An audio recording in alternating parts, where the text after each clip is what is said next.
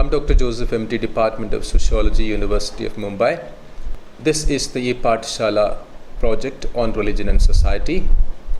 Now we are in module 13, which is titled Mystics, Godmen and Ascetics in India. Now in this module, we look at ascetical religious practices and ascetical religious communities in India. The renouncer has been a very important element in religiosity in India in different religious traditions. Here we look at the different ramifications and different kind of expressions of the renouncer. There are mystical traditions, there are ascetical traditions, and then there are godmen and godwomen. In popular religiosity, as well as in very specialized religious practices, and in very professionally organized religious communities, in all of these three, we see the presence of mystics, ascetics, and godmen and women. Now, in this module, we look at specifically how historically this has originated. As I said before, the renouncer has always been present in the Indian religious scenario. The renouncer was seen, as T.N. Madan would say, as someone who is an entity in himself or herself, for that matter. He loses caste, he loses family ties, and he can be a wandering ascetic. This tradition of wandering ascetics or renouncers has been a very strong cultural trope that we can observe all across South Asia and especially in the Indian subcontinent.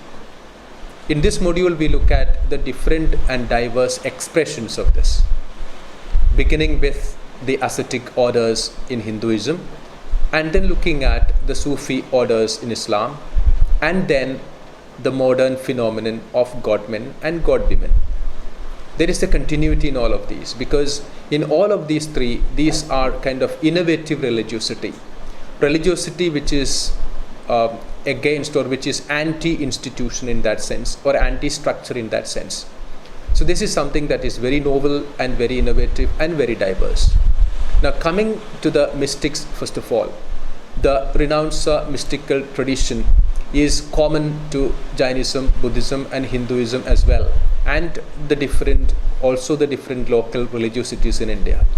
Now we also know that Sufism in that sense is a mystical tradition in Islam, which is not just Islamic alone, because Sufism is a popular form of religiosity for Muslims, Hindus and others in India. And in this we will also examine the way that the veneration of the tombs of the Sufi saints started, and the culture of the dargahs, where people of different religions could go to venerate the Sufi saints and their tombs, and in that sense the kind of belief associated with them with regard to healings practices and all of that is also examined in this particular module. We also look at the way that we have flourishing godmen and godwomen in today's India, some who are called Babas and the others who are called in some other names, and then the others who are called Matas and Mas. Now all of these people have very high and large and dedicated following. It means that it touches a chord with a whole lot of people. We look at this phenomenon by examining certain case studies of these godmen and godwomen in India today. Now in a sense, in conclusion, we can say that this module actually looks at an ascetic tradition, a mystic tradition and a tradition of godmen and godwomen, and traces a connection, a kind of a common thread in all of these as religious systems and religious practices which are outside the parameters of structure, outside the parameters of ritual, and therefore in that sense more innovative and more free, and in that sense getting acceptance and getting the devotion of a whole lot of people across different religious boundaries, caste and class. And this is what we will be looking at in this module.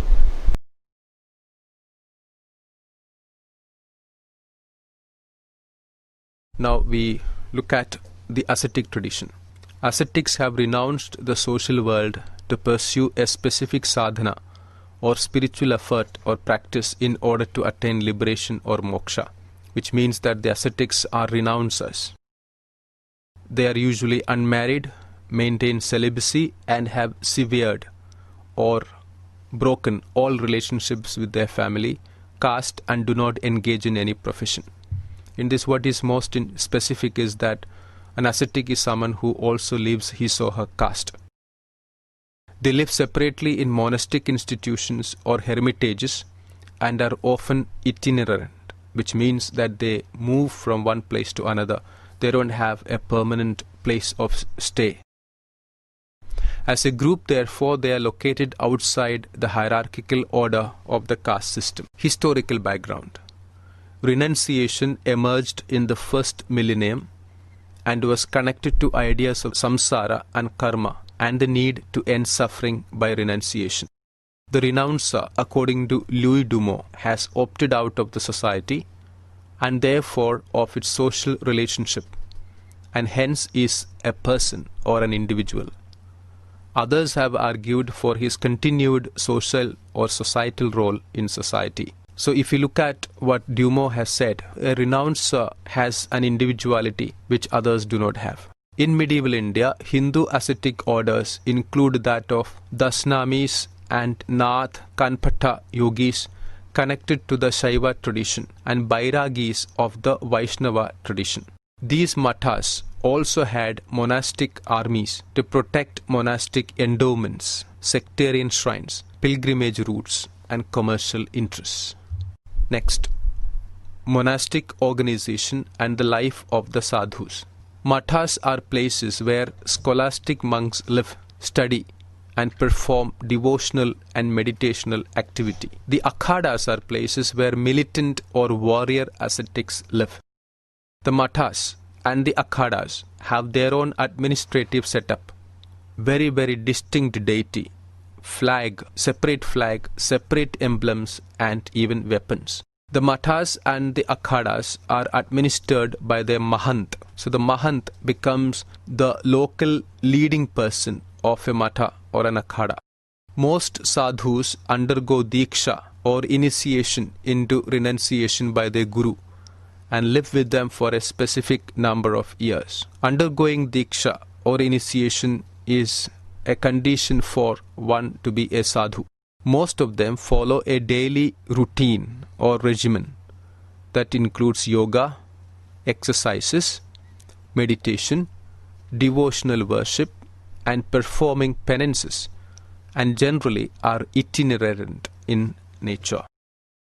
Beliefs and practices of ascetics. Shaiva ascetics believe that salvation can be attained by yoga sadhana, while Vaishnava sadhus believe that suffering may end with bhakti. Ascetics have daily rituals such as japa, kirtan, studying of scriptures, performing fasts, maintaining silence, giving service to the society, and helping in healing.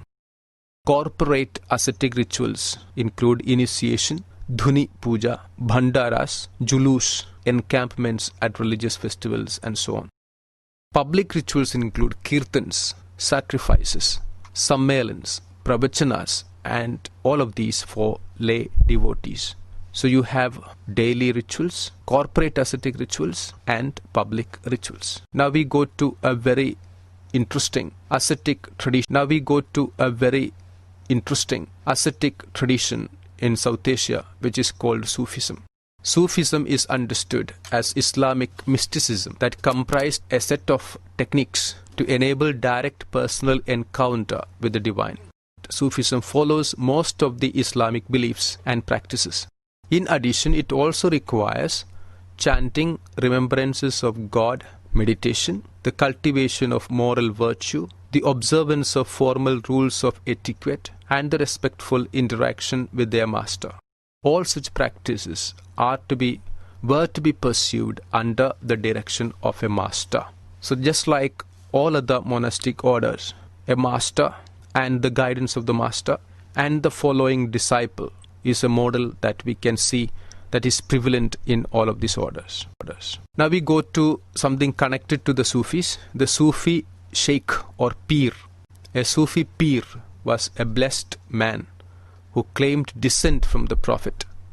His companions or other ashrafs or was connected with the prestigious Sufi silsilas. They were special intimates or friends, or the word for friends is awliya of God, and were considered intermediaries between the ordinary believer and the celestial hierarchy of the saints, prophet and God. Now, something that is very attractive to most people is that a pir was also known to work miracles or karma. A Sufi sheikh lived in Khankah or hospice, where he practices spiritual austerities and attended to the material and spiritual needs of disciples, dependents, supplicants, and travelers. He was also expected to cure patients with his Ruhani Takat or soul force. Now we look at the main Sufi cults in Sufism, saint cults in Sufism. A Sufi saint refers to a dead blessed man whose status has been sanctified through processes of shrine building, hagiographical writing, and ritual veneration. The place of burial acquires divine sanctity and is considered as a place of pilgrimage and ritual celebration.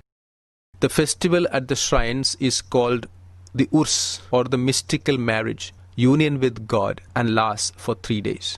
The Urs consists of langar, wherein thousands of pilgrims are fed, processions are carried, qawwalis are sung, and local fairs are attended. Now we go to an entirely different category of people, the modern Indian godmen or godwomen.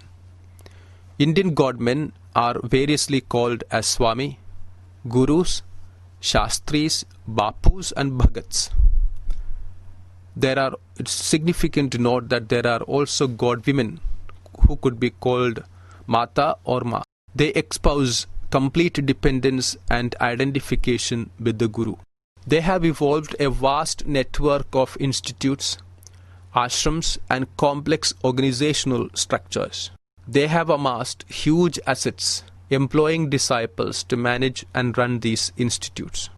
Godmen and women also have powerful network with political, economic, and cultural organizations. They are also involved in launching industries and other business ventures. Many have been charged with criminal activity. Conclusion, Module 13.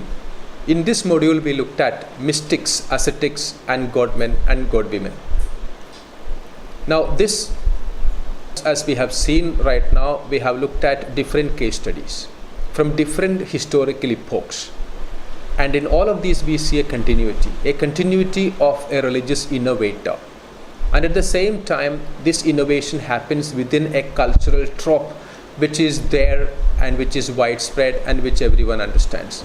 And therefore, we have looked at the way that mystics, ascetics, and godmen and godwomen are also kind of people who are open to people of all religions, people of all classes, and people of all castes, and people of different genders. Thank you.